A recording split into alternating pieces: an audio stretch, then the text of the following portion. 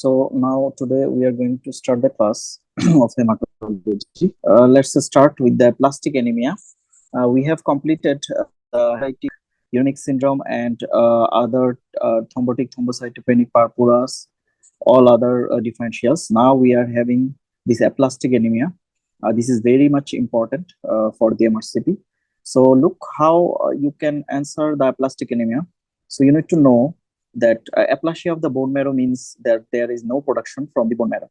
So if there is no production, so what will happen? There will be pancytopenia. You all know about pancytopenia, no?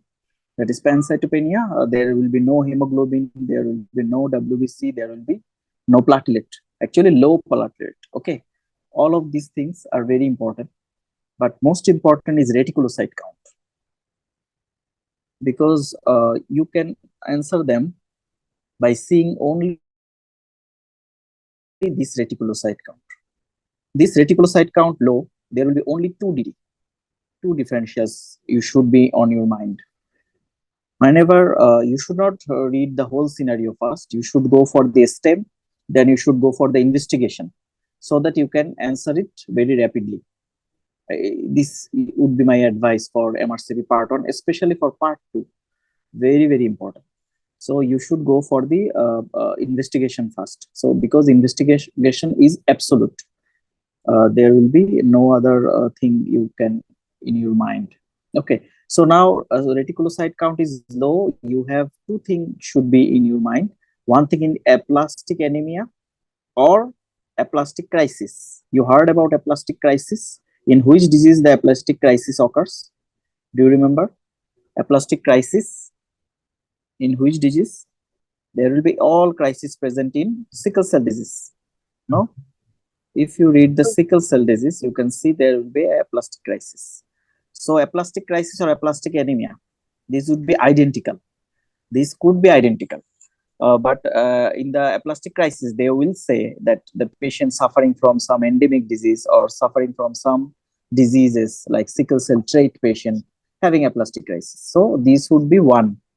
These two would be one DD, another DD, pure red cell aplasia. So two differentials should be in your mind, that is pure red cell aplasia, PRCA. So reticulocyte count low.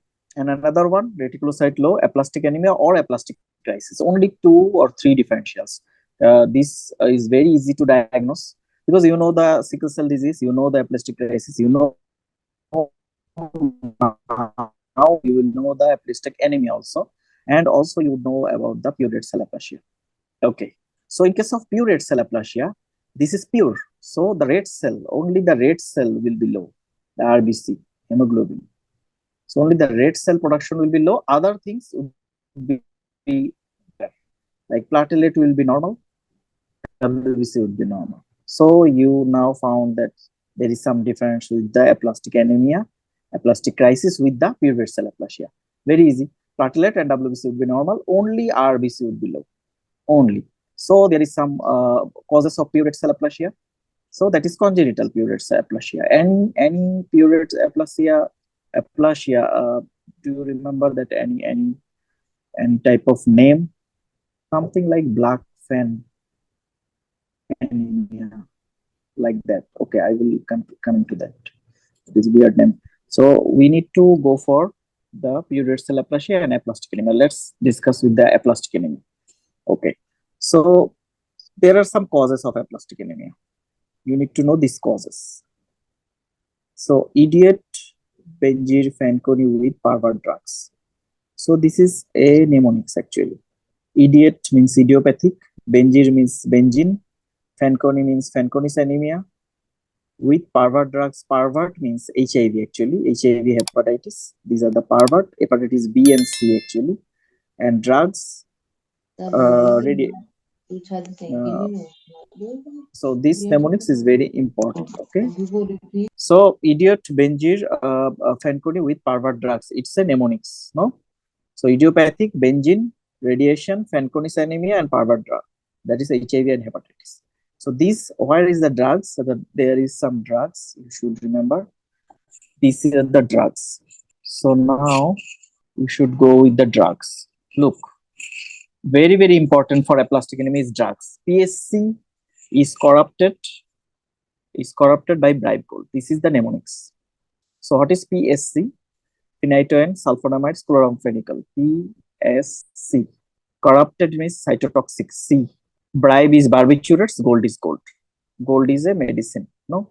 Sodium orothiomylate. So that is a medicine. So PSC is corrupted by bribe gold. All are these mnemonics. Very, very important. You need to know. You need to know, okay? So remember this, I have told you in previous classes that you should remember all the mnemonics in your paper. Like you should memorize it during word round, during your lectures, during your all of the time until the exam finished. So there would be a paper for you that all of the mnemonics of medicine would be written over there, so that you can just answer them all very clearly. So mnemonics are very important. So just go through this. Phenytoin P, sulfonamide is S, C is chloramphenicol, corrupted is cytotoxic drugs except cyclosporine, because it is not myelosuppressive, it is proliferative. So cyclosporine is not causing aplastic anemia. Very, very important. Rather, it is a treatment. So barbiturates, gold. Okay. So by bone marrow, what we can find? Hypocellular bone marrow replaced by fat cells. There will be no cells. There will be only fat cells. So this is the finding. This is a specific finding for aplastic anemia. Okay. So I think you can remember this. PSC is corrupted by bribe gold. You will repeatedly remember these mnemonics, and also benzylphenone with pervert drugs. So what is the treatment actually? Actually, there is problem with the marrow. The marrow should be replaced. So how it can be replaced? Stem cell transplantation. It is very preferable matched donor siblings. Matched donor siblings who do not have siblings like that, you can give cyclosporine with the anti-lymphocyte globulin, because they can stimulate the bone marrow. No benefit with the therapy mostly. So match unrelated donor, match related donor you can give. So closely matched unrelated donor can be accepted. Matched unrelated donor can be accepted, but mostly matched donor is preferable. So matched, cross-matched donor is very preferable. New drug there, L-Trombopac, you can give increased WBC, RBC, and platelets. But mostly stem cell transplantation, that is allogenic stem cell transplantation, is the definitive treatment. You should remember. And matched donor sibling is preferable. So these two, I think you should remember. Okay, this is very easy. Now let's go. We will run because today there are a lot of syllabus to cover. Okay, now what is this? You can see here which one of the most likely diagnosis. So if anyone just read it out so that you can understand what are the dilemmas over there. Anyone free right now? Dr. Arijit, Dr. Abhishek, Dr. Deepasri, can you read it out? Yes. Yeah, please. Yes. A 19-year-old man, sorry, I can't see properly. Just wait. Can't see? No, I can't see properly because I'm just not doing it phone. A 19-year-old man presents with a 1-week history of shortness of breath and tiredness. There is no past medical history of note. On examination, he is clinically anemic. There is a petechial rash on his lower limbs, but nothing else of note on examination. Hemoglobin 7.2 gram per dl. White cell count 1.8 into 10 to the power 9 per liter. Neutrophil 0.2 into 10 to the power 9 per liter. Platelets 10 into 10 to the power 9 per liter. Coagulation screen, urea, creatinine, and liver function tests are all normal. A bone marrow aspirate show no abnormal cells. Which one of the following is the most likely diagnosis? Acute folic acid deficiency, acute myeloid leukemia, aplastic anemia, lymphoma, paroxysmal nocturnal hemoglobinuria. Sir, this is aplastic anemia because hemoglobin is low, neutrophil is low, platelet is low. Yeah, but that can be present also in leukemia, no? There could be some pancytopenia in leukemia. Yes. So how you can differentiate the leukemia with this? In leukemia, this abnormal WBCs are seen. So here these Yes. are not mentioned. Hmm. Yes, there would be some blast cells, no? Yes. Immature blast cells would be there. So we will come to the leukemia, then we can be more clear. So here, why not? It's a pure red cell aplasia, though there is no nothing else present here.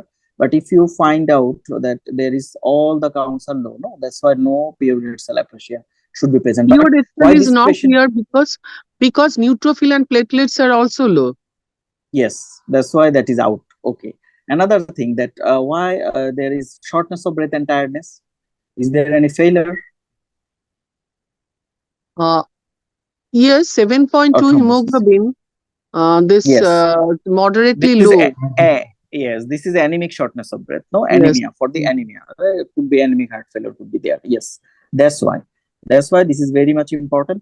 So this is aplastic anemia. I think you be clear next. Okay, so this is aplastic anemia. So there are some associations with the aplastic anemia.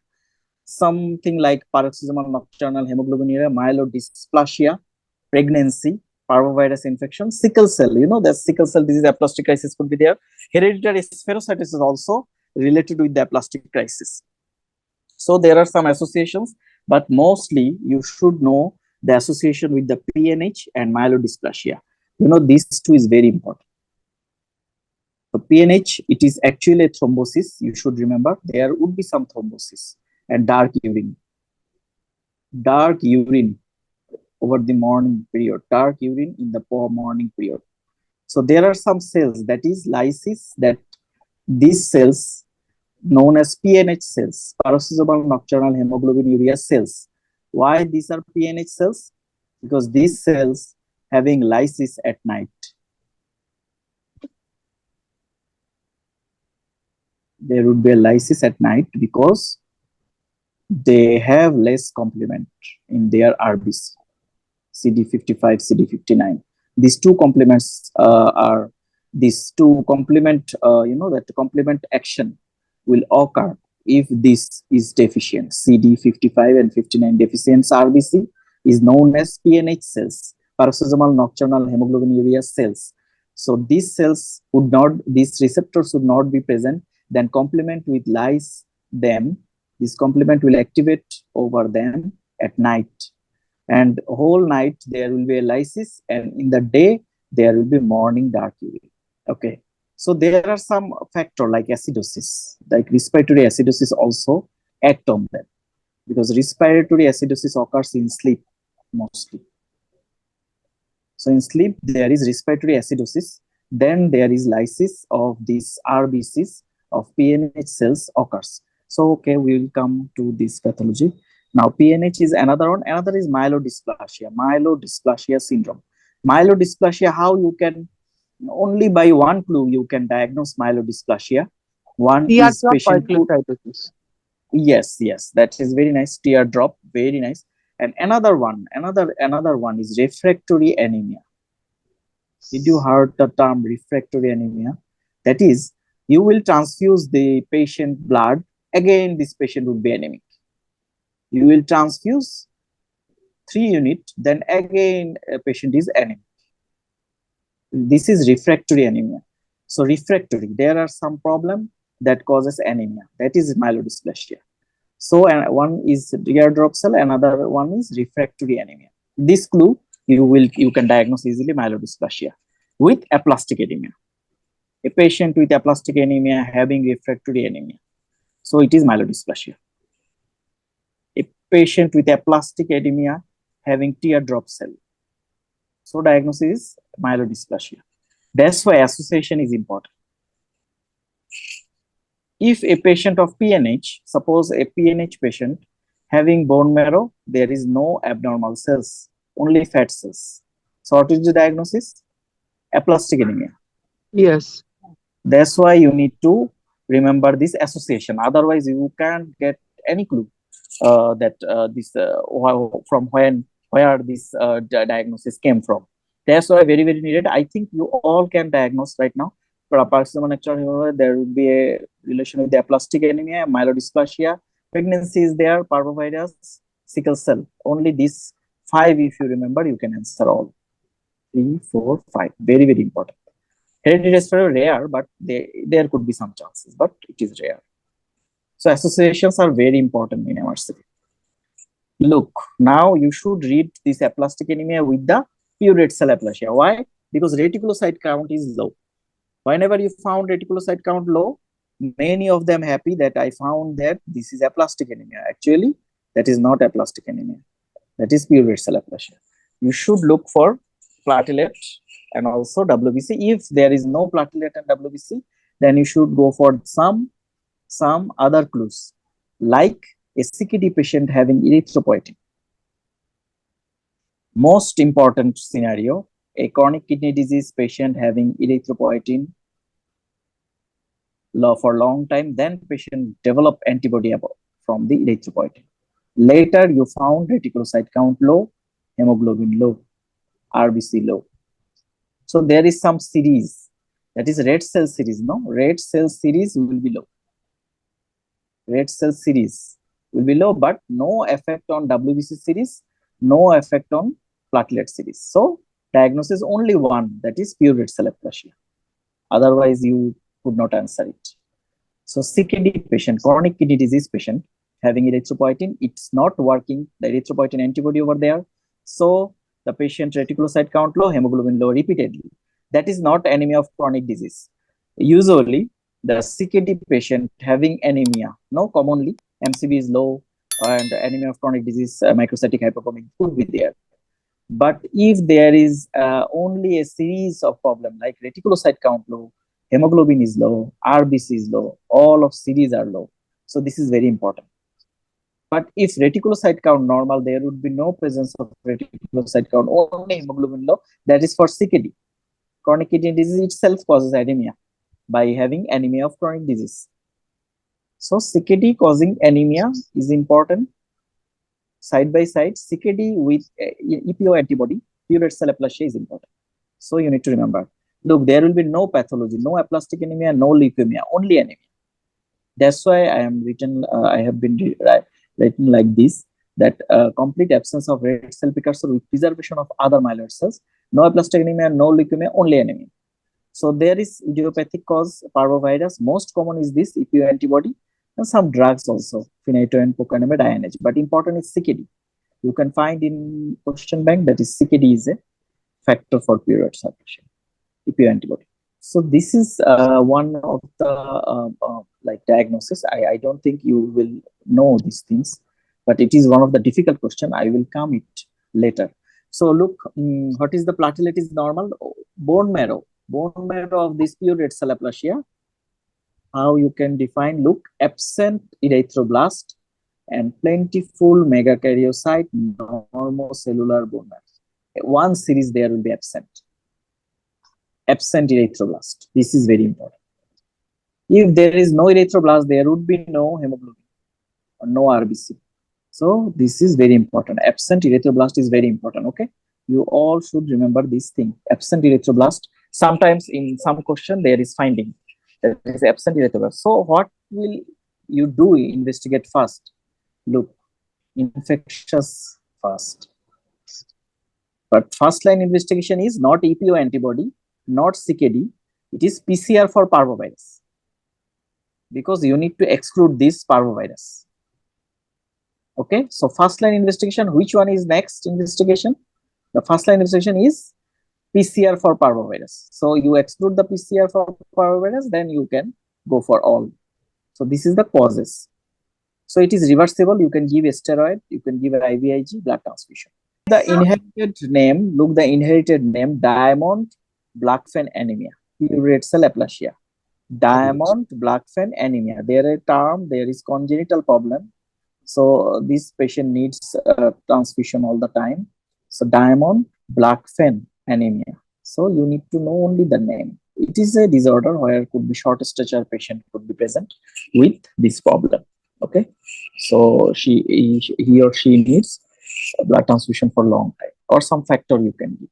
So just to know the name, inherited pure red cell aplasia means Diamond-Blackfan anemia. Just know the name so that you can go for the acquired one.